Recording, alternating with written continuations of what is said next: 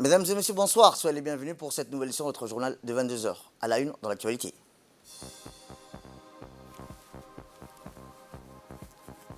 À la une, dans l'actualité nationale, Djibouti et les Nations Unies dans une mission de prévention environnementale. Et enfin, dans l'actualité internationale, en Afrique du Sud, au moins 103 morts dans l'incendie d'un immeuble à Johannesburg. C'était les titres. Merci si vous nous rejoignez. Eh bien, le chef de l'État, son Excellence Ismaël Merguele, a reçu aujourd'hui au Palais de la République le coordinateur humanitaire résident des Nations Unies auprès du Yémen, M. David Grizzly. L'audience servit de cadre aux diplomates onusiens pour exprimer au président de la République et à travers lui à la nation djiboutienne tout entière les remerciements officiels des Nations Unies à notre pays pour l'appui logistique apporté au sauvetage du FSO Safar, bateau en forme de terminal pétrolier, abandonné au large des côtes yéménites et présentant des risques graves d'explosion. Outre le principe de base arrière de repli et de coordination d'activités délicates et cruciales, la République de Djibouti a servi aux Nations Unies dans le cadre de ses opérations de sauvetage du FSO Safar, de plateforme de sécurisation et de stockage du pétrole brut, plus d'1 million de barils transférés depuis ce bateau dans un navire citerne, le Nautica. À travers cette collaboration, Djibouti et les Nations Unies ont épargné à la région une catastrophe écologique autrement dommageable à l'environnement et à l'économie, à la santé et à l'ensemble des populations des pays riverains de la mer Rouge. Et réalise également l'exploit d'éviter à la communauté internationale une marée noire dont le seul coût de nettoyage est estimé à la hauteur de 20 milliards de dollars. Lors de sa rencontre avec le chef de l'État djiboutien, David Grizzly était accompagné du coordinateur résident du système des Nations Unies auprès de la République de Djibouti, M. José Barona, et de la représentante du PNUD à Djibouti, Mme Enga Ngwana. Côté djiboutien, outre le ministre des Affaires étrangères et de la coopération internationale, M. Mohamed Al Youssouf, le secrétaire général de la présidence, M. Mohamed Abdoulaye Ouass, le directeur du département des relations multilatérales auprès du ministère des Affaires étrangères et ambassadeur Guilé Idriss Omar ont pris part à cet événement. Eh bien, le coordinateur des Nations Unies au Yémen a souligné l'importance de la coopération et la coordination exceptionnelle entre les Nations Unies et Djibouti qui a permis à mener à bien l'opération de sauvetage du pétrolier Safar. En fait, je suis venu pour voir Monsieur le Président pour discuter deux choses. D'abord, pour expliquer que l'opération du FSO Safar est maintenant terminée et que le pétrole qui était dans le FSO Safar a été transféré à un nouveau bateau et que la menace que ça représente dans le passé n'existe plus. Donc, de partager cette bonne nouvelle. Mais aussi, je suis venu pour remercier Son Excellence pour l'appui que le Djibouti a donné à nos opérations. Et je dois dire, comme j'ai expliqué à Son Excellence, que l'appui qu'on a reçu était très rapide, très efficace. Et même quand nous étions sous pression, on a eu un bon résultat ici. Donc, ça veut dire qu'ensemble, on a sauvé la situation qui existait dans Razissa au Yémen. Donc, je voudrais remercier tout le gouvernement et surtout Son Excellence le Président pour cet appui. Nous avons pu interviewer le ministre des Affaires étrangères après l'audience du président de la République qui a reçu le coordinateur des Nations Unies au Yémen. Aujourd'hui, c'est une catastrophe écologique que nous avons évitée en donnant les autorisations, en facilitant le travail de pompage du pétrole brut du bateau Safar sur le bateau Nautica. Je crois que ce que nous avons économisé au monde et à la région, ce sont des milliards de dollars de pertes. Imaginez-vous si ce pétrole avait coulé sur les côtes saoudiennes, djiboutiennes, yéménites. C'est beaucoup d'argent qui aurait été perdu en situation de lutte contre cette pollution écologique, pollution en pétrole. Donc, les Nations Unies ont fait vraiment un travail utile, mobiliser des fonds pour pouvoir pomper ce pétrole brut, et ils ont vraiment attiré l'attention du monde sur les risques. Aujourd'hui, on peut les féliciter. On peut féliciter David Grizzly et son équipe. On peut féliciter le secrétaire général des Nations Unies. On peut féliciter l'équipe du PNUD de Djibouti. Encore une fois, si Djibouti a toujours été une terre d'échange et de rencontres, aujourd'hui, elle donne encore l'exemple de terre de sauvetage, aussi bien des humains que de l'environnement. Autre actualité dans ce 22 heures, c'est aussi que ce communiqué qui nous est parlé de la présence où le président de la République et président en exercice de l'autorité intergouvernementale pour le développement sous son acronyme l'IGAD, son excellence Ismaël Merguele, condamne avec la plus grande virulence le coup de force perpétré au Gabon où des hommes en uniforme ont déclaré avoir mis fin à l'ordre constitutionnel établi dans ce pays. Le chef de l'État, son excellence Ismaël Merguele, a appelé au rétablissement des institutions de l'État gabonais et à la préservation de l'intégrité physique et morale du président Ali Bongo. Le président Guélé réitère son attachement aux valeurs démocratiques et à la souveraineté des peuples, seuls habilités à porter par la voie des urnes au pouvoir les dirigeants de leur choix. Le président de la République dénonce enfin la récidive de ces dernières années en Afrique, des coups d'État qui sont souvent contre-productifs aux intérêts et au développement des peuples. Direction au Rwanda, où le ministre de l'Énergie chargé des ressources naturelles, M. Yonis Aliguedi, a reçu en audience hier Dr Adjaï Martur, directeur de l'ISA, où le ministre de l'Énergie est en visite de travail à Kigali, dans la capitale rwandaise, pour prendre part à la 5e réunion régionale de l'Alliance solaire internationale pour la région en Afrique. L'entretien s'est tenu en présence du conseiller technique du ministre Mahdi Ouabri Hassan, du directeur de l'énergie Goulet Djama, ainsi que des principaux collaborateurs du directeur général de l'ISA. Au centre de discussion entre le ministre Younous Ali Guidi et le directeur général de l'ISA, Dr Adjaï, le renforcement de la coopération bilatérale entre la République du Djibouti et l'Alliance solaire internationale, notamment dans le domaine du développement et de l'énergie solaire. Différents points, en effet, nourrit les échanges entre les deux hauts responsables, notamment l'exploitation des villages reculés de notre pays par l'installation des mini-centrales solaires, la mise à disposition des populations rurales en période d'été, des conteneurs frigorifiques fonctionnant grâce aux techniques solaires, le renforcement des capacités et des compétences des ingénieurs djiboutiens par la formation aux technologies solaires ou encore l'installation à Djibouti d'un centre de ressources et d'application de la technologie solaire, le StarSea, destiné à délivrer des certifications relatives aux équipements solaires. Retour à Djibouti où le chef d'état-major général des armées, le général des corps d'armée, Zakaria Cheikh Ibrahim, s'est rendu ce matin à l'académie de police Idriss Farah Habane pour la cérémonie de décoration du capitaine Laurent Flamand dont la mission de travail d'entreprise a pris fin. Accueilli à son arrivée par le directeur général de la police nationale, le colonel Abdelrahman Ali Kaïn, le CMGA a élevé le capitaine Flamand au rang de chevalier de l'ordre national du 27 juin. La cérémonie solennelle des décorations qui s'est tenue dans le salon d'honneur de l'Académie de police a vu la participation des proches collaborateurs du CMGA ainsi que du directeur de la PIFA, le lieutenant-colonel Omar Youssouf Omar, en fonction depuis 2019 à l'Académie de police. Le capitaine Flamand fut le principal conseiller du directeur de l'Académie. Il a par ailleurs contribué à la réalisation de nombreux projets importants au sein de la PIFA. Durant ces années au service de la police nationale, le capitaine Laurent Flamand s'est illustré pour son dévouement, sa capacité d'intégration et son dynamisme.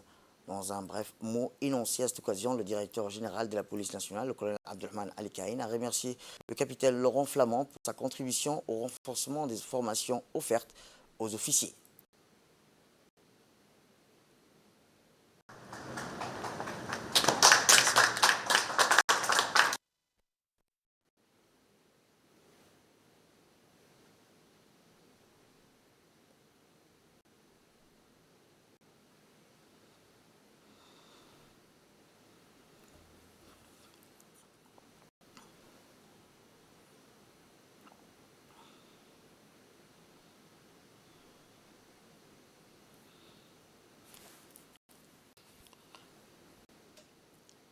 Autre actualité dans ce 22 heures plutôt, c'est aussi le président de la CNDH, Ali Soubane Até et Dr Ibrahim Hassan, commissaire aux droits de l'homme, qui ont pris part du 30 au 31 août à la rencontre régionale des institutions nationales des droits de l'homme à Kampala, en Ouganda. Outre la CNDH, les commissions nationales des droits de l'homme du Kenya, de l'Éthiopie, de l'Ouganda, du Sud-Soudan ont participé à cette rencontre qui portait sur les migrants et les droits de l'homme. À cette occasion, le président de la CNDH, Ali Soubane Até, a pris la parole pour remercier les organisateurs de cette rencontre qui permet de partager les expériences et les bonnes pratiques. Pour cela, il a demandé à ce que ce soit organisé le plus souvent possible. Lors de son intervention, le président de la CNDH a insisté sur les efforts fournis par notre pays pour veiller à ce que les droits et la dignité des migrants soient préservés. Il a expliqué que les différents mécanismes mis en place par le gouvernement qui facilitent les missions de la CNDH sur le terrain. Néanmoins, il a rappelé qu'il est conscient de l'effort qu'il faut fournir en permanence pour faire respecter la dignité humaine et les droits des migrants. Par ailleurs, il a demandé à la mise en place du réseau INDH de l'IGAD pour ce qui est ces défis qui concernent tous les États de la région soit relevé dans sa globalité.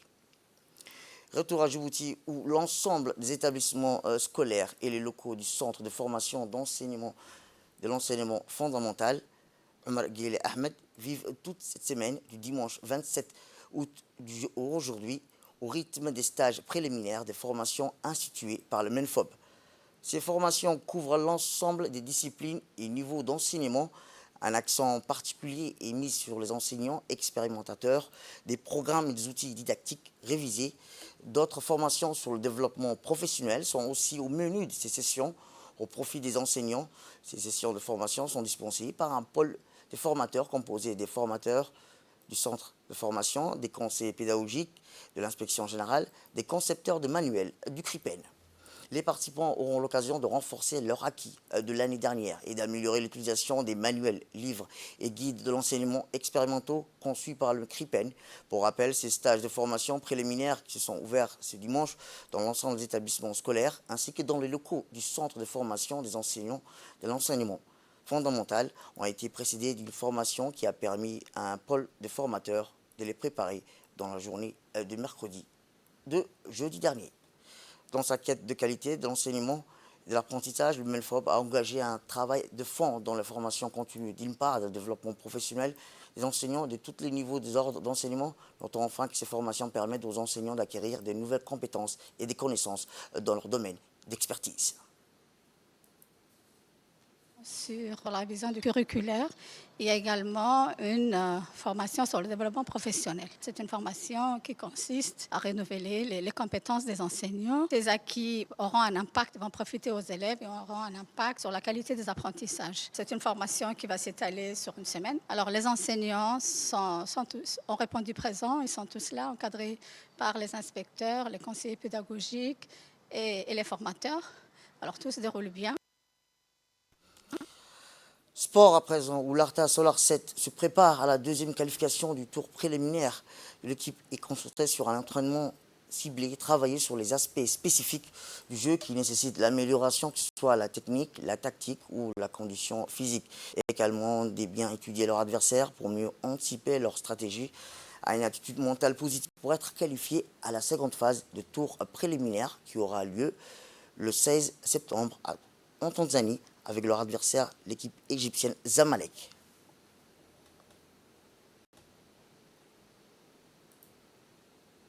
Bon tour. C'est un grand pas pour le football égyptien et on est très content, très fiers. On va jouer contre une très grande équipe africaine qui est les Zamalek et tout. Mais bon, nous, on se prépare, on est enthousiaste. Voilà, pour nous, ça va être une bonne fête. Et pour que ça soit une bonne fête, il faut bien se préparer, essayer de faire ce qu'on a fait contre l'équipe somalienne, jouer en équipe, être solidaire. Et je pense qu'on aura notre mot à dire parce qu'on a une très belle équipe.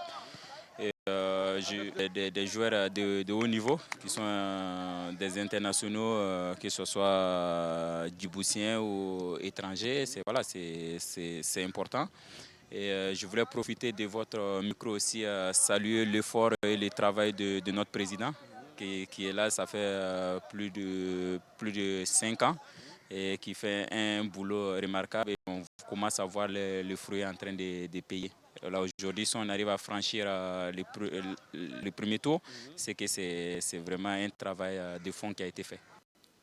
À Stéphane, notre équipe sur place a pu recueillir les réactions de l'entraîneur adjoint de l'équipe Arta Solar 7 à l'approche de ce grand match prévu le 16 septembre prochain. Déjà, on est très heureux d'être qualifiés. On est même plutôt fiers. C'était 2 matchs très importants pour montrer un bon visage du football djiboutien et de l'AS Arta Solar. Donc le contrat est rempli en tout cas, avec 2 victoires 3-0 sur une équipe qui était à notre portée. On a fait le travail et les garçons se sont bien comportés pour porter 2 fois la victoire, donc c'est très bien. Il faut savoir que c'est un adversaire redoutable et connu, Zamalek SC. C'est une grande nation de football aussi. Et nous, on est fiers et contents de pouvoir jouer des matchs aussi, aussi haut niveau pour les joueurs. Et puis Maintenant, on a beaucoup de joueurs internationaux de l'équipe djiboutienne. On a aussi des joueurs extérieurs qui ont joué à un haut niveau. Donc ils ont l'habitude des matchs de haut niveau. On est prêt, on se prépare tout doucement. On va continuer à se préparer rapidement en allant en Tanzanie sur place pour se préparer. On va faire 2 matchs amicaux sur le territoire tanzanien pour pouvoir justement avoir la possibilité de se mettre dans le rythme d'une belle compétition en jouant de bonnes équipes en Tanzanie. Donc c'est important qu'on se prépare bien. Le président il met tout en œuvre pour qu'on puisse être le mieux possible et on va faire le travail. Et après le football, vous connaissez, c'est 2 fois 90 minutes. Et on va faire le maximum pour essayer de rendre encore heureux nos amis djiboutiens.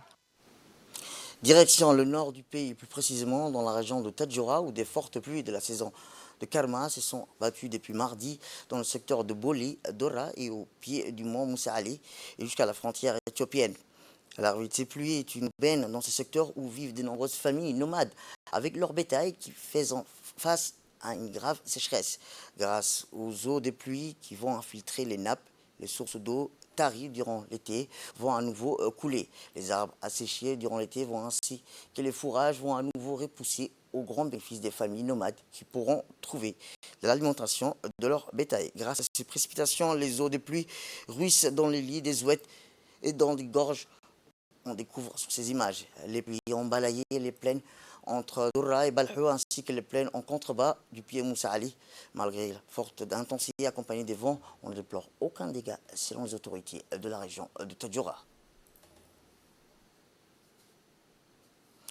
Et dans l'actualité internationale, je vous le dis dans le titre, au moins 103 personnes sont mortes aujourd'hui dans un incendie qui a dévasté un immeuble de 4 étages dans le centre de Johannesburg, selon un nouveau bilan officiel.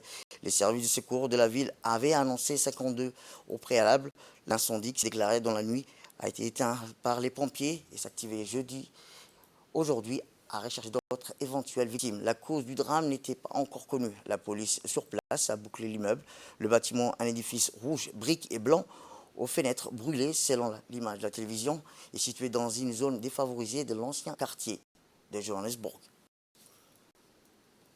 C'est la fin de cette édition. Merci à vous de nous avoir suivis. Restez avec nous pour la suite de nos programmes télévisés. Le programme continue sur Télé Djibouti. Bon week-end à vous.